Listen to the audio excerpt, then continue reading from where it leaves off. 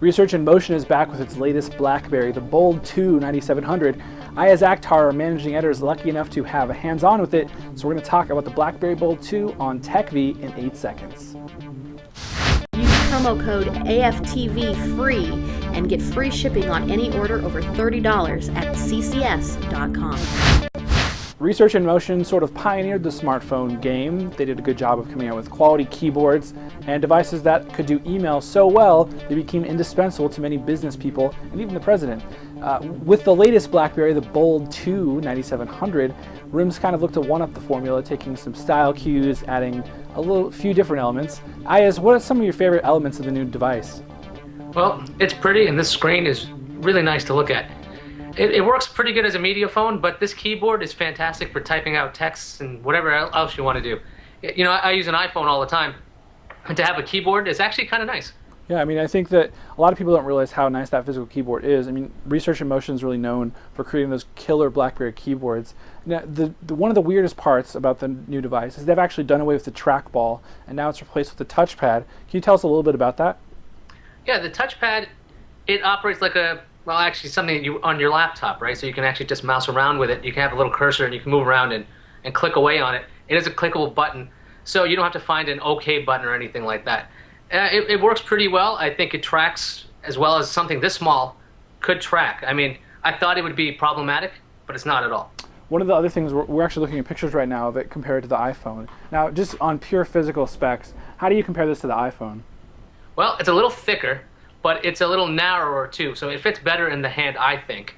It also feels a lot lighter to me. It could just be because the iPhone is really densely packed, so it just feels heavier. But this thing, it's a nice little phone. I mean, you could easily put this in your pocket. You're not really worried about it getting scratched up or anything. It's got a nice little leather backing, so yeah. You know which side's the back. Yeah, it does seem like Research in Motion spent a little bit of time and made some style decisions.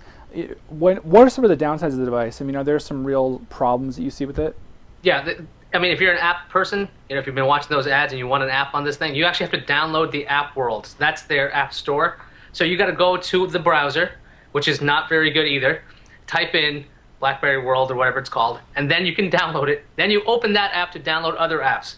It's kind of circuitous. I mean, it doesn't have to be this much trouble to actually get an app on a phone, you know? Yeah, I mean, it seems like a really convoluted process, especially when you compare it to the iPhone, you know, where you can basically log in with your iTunes account and start buying apps without any, second thought. The browser you mentioned is kind of lackluster, especially when compared to other smartphone browsers. I mean, what was your experience like with that?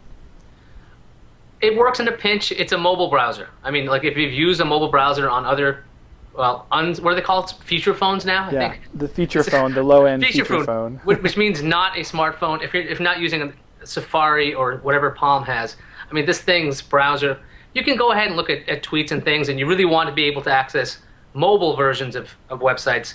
But for full-on websites, it does a really lousy job. And rendering, even on Wi-Fi, seems to take as long as it does on 3G. Yeah, and luckily, I mean, yesterday we heard that T-Mobile's starting to roll out some of their 3G services a little bit quicker. So maybe that browser can be a little bit quicker, but still with that rendering time down the crapper, it's not actually going to work out that well. Now let's compare this directly to the iPhone on a someone who's looking to buy.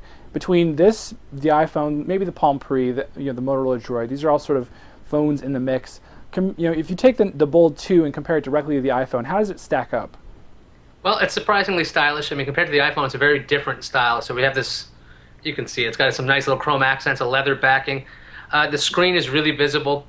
If you really like to text and you miss actual keys, you're going to like this thing. I mean, the keyboard's really good. I've been using an iPhone for a while, and I've got to say, I really enjoy using an actual regular keypad. I've actually used the Storm 2, and that keyboard, even though it's a touchscreen, not fun. So They should stick to this. So if you're gonna be typing a lot of things, and you're not really concerned about lots of apps, BlackBerry Bold 2 is really nice. Yeah, I mean, I guess you really go iPhone if you're looking for that app support, maybe the multimedia if you have a ton of iTunes tracks and you like that sort of multimedia side of things. But email, it sounds to me like the Bold 2 is really the leader in email, at least. Oh yeah, I mean, I'm not even talking about its business functions. I mean, it's got that down already. That's an understood thing about this. It's called BlackBerry. Yeah, if you want your email or if you want your business stuff, this has got that down. Okay, that's a given. Oh yeah, if you want to edit Microsoft Word stuff and not download an app, it's already on there. Yeah. So I mean, at least there is some little shortcuts you can take. Iyaz Akhtar, thanks for coming on the show and at least helping break down the Bold 2, not the Storm 2. That's the other one. It sounds like this is kind of the BlackBerry to beat. Anyway, I'm Randall Bennett. Don't forget, you can catch us on iTunes. We're on YouTube, and we'll see you next time on the show. Later.